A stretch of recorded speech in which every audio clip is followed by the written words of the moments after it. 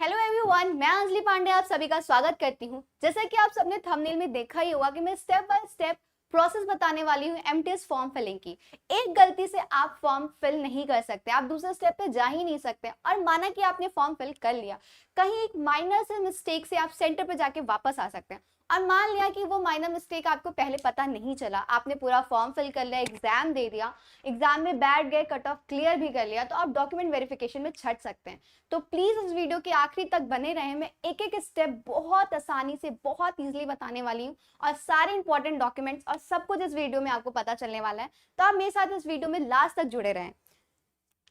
Start करते पहले आपको एसएससी ऐप डाउनलोड करना है। उस पे इस तरीके से कुछ खुल के आएगा। अगर आप ऐसे कैंडिडेट हैं जिसने एक बार एग्जाम दे चुका है, तो डायरेक्ट आप यहाँ पर अपना यूजर नेम रजिस्ट्रेशन जो आपको फर्स्ट उसमें मिला होगा वो फिल करना होगा। आपका जो पासवर्ड आपने लिखा होगा, पहले एग्जाम दिया होगा उसका पासवर्ड, एक ये फिल करके आप नेक्स्ट स्टेप पे जा सकते हैं।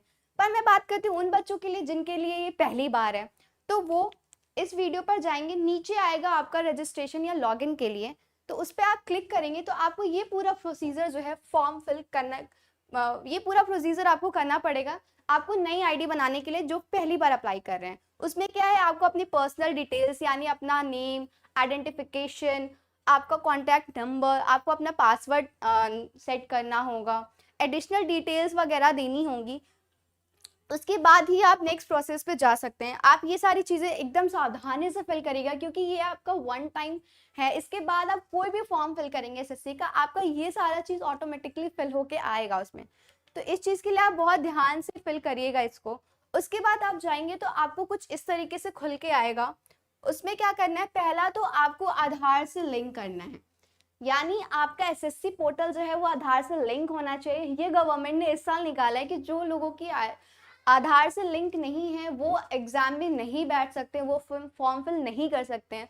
तो पहले आपको क्या करना है, अपनी आईडी को आधार से लिंक करना है। उसके बाद क्या करना है, ये अप्लाई टैब पे जाना है, यहाँ पे क्लिक करना है।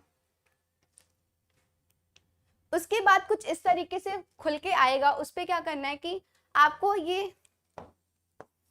एमटीएस दिख रहा है, एमटीएस पे यहाँ पर जाके अप्लाई पे क्लिक करना है। बहुत इजी प्रोसेस है, आप घर बैठे खुद से भी कर सकते हैं। और मुझे लगता है कि 10th पास बच्चे इतने स्मार्ट तो हो गए हैं आजकल के, वो घर बैठे खुद से फॉर्म फिल कर सकते हैं।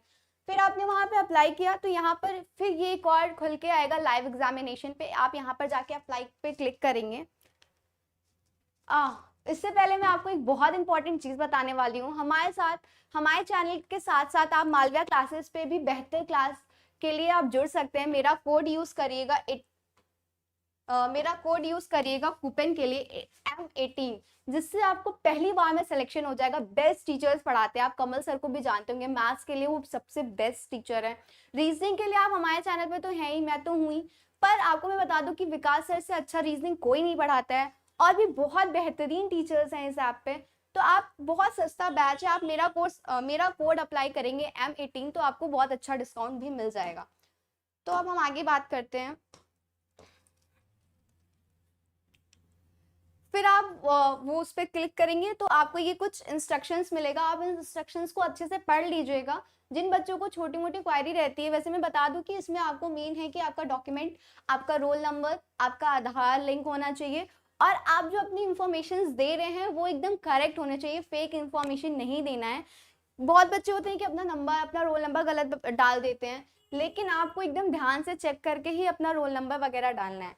उसके बाद जैसे कि मैंने बताया कि मैंने एक दो बार अप्लाई किया है तो मेरा नाम ऑलरेडी आ रहा है। ऐसे ही आपका जो आपने इंफॉर्मेशन पहले फिल किया था फर्स्ट पेज में मैंने बताया था, वो इंफॉर्मेशन ऑटोमेटिकली यहाँ फिल हो जाएगी।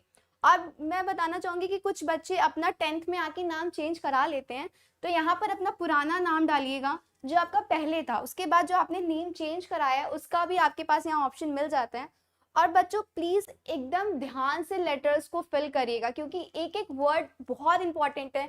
बहुत बच्चे अपना नाम ही गलत फिल कर देते हैं जल्दीबाजी में, लेकिन हमें जल्दी जल्दी फॉर्म फिल नहीं करना है। उसके बाद आपको अपना date of birth, age, gender, reserve में आते हैं कि नहीं, ये सारी चीजें आपको फिल करनी है। स्टेट क्या है, कौन से बोर्ड से थे, जैसा कि मैंने बताया आपको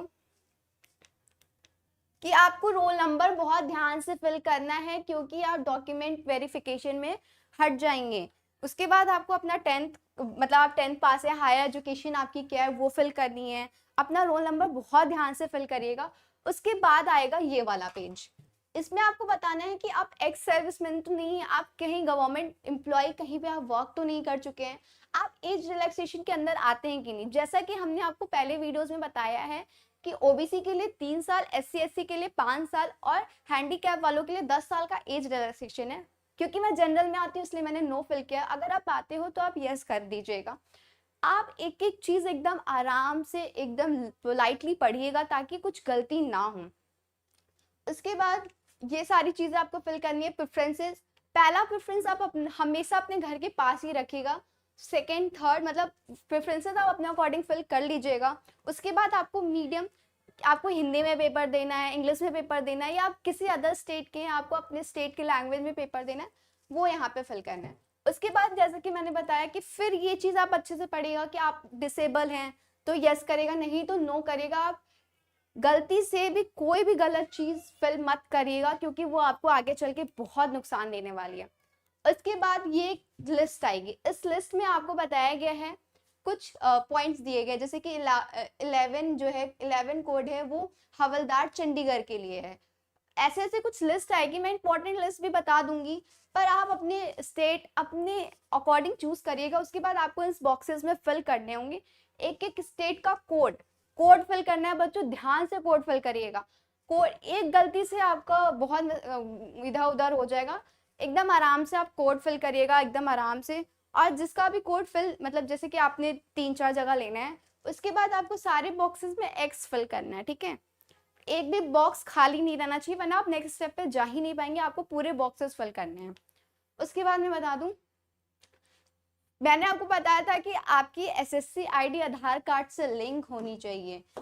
आप नेक्स्ट स्टेप पे जैसे ही जाएंगे ना, यहाँ पर आपका फेस ऑथराइजेशन लेगा, यानी आपको तुरंत फोटो क्लिक करानी होगी, और वो अगर आपके आधार कार्ड के फोटो से मैच नहीं करेगी, आपने गलत आधार भरा है, तो आप नेक्स्ट स्टेप पे जा ही नहीं सकते हैं। यानी आपको अपना ही आधार फिल भरना है, यहाँ पर आपका फोटो लिया जाएगा, लाइव फोटो। उसके बाद आधार फिल करने के बाद आप नेक्स्ट स्टेप पे जाएंगे तो आपको लाइव कैप्चर फोटो मिलेगा, यानी आपका जो एडमिट कार्ड में फोटो आएगा वो तुरंत आपको क्लिक करना होगा और तुरंत अपना एक सिग्नेचर अपलोड करना होगा। सिग्नेचर भी बहुत अच्छे से करेगा क्योंकि वही सिग्नेचर आपको हर जगह काम आएगा। सिग्नेचर भी एक परमानेंट सिग्नेचर कहते हैं ना, अब आप 10th पास हो चुके हैं तो आई गेस सबका एक सिग्नेचर हो गया होगा जो आपने डिसाइड कर लिया होगा, और प्लीज उसी सिग्नेचर पे रहिएगा, वही सिग्नेचर यहाँ अपलोड करना है। उसके बाद अगर आपने सारी चीजें सही से फिल की होंगी तो आपका फॉर्म जो है वो आसानी से फिल हो जाएगा।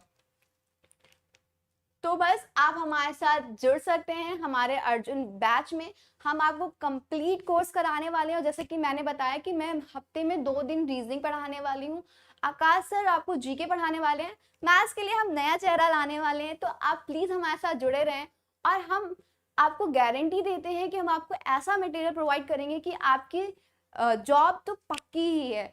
10th पास हैं आप, अक्टूबर नवंबर तक एग्जाम होगा, इस साल तक भगवान आपको आपके लिए बहुत बेहतरीन मौका दे रहा है, आपके हाथ में जॉब होगी। बस बच्चों थोड़ी सी मेहनत करनी है, क्योंकि थोड़ी सी मेहनत से आप बहुत अच्छी वैकेंसी है, एक जॉब है ना, कोई फिजिकल है। हाँ, हवलदार के लिए फिजिकल है, लेकिन बाकी वैकेंसी के लिए फिजिकल भी नहीं है, सिर्फ एक जॉब चाहिए। तो उसके लिए मुझे लगता है कि 2-3 महीना देना इज सो इम्पॉर्टेंट। तो आप वो 2-3 महीने एकदम रेगुलर रहिए, एकदम फोकस्ड रहिए। तो हम मिलते हैं आपके साथ कल। Thank you.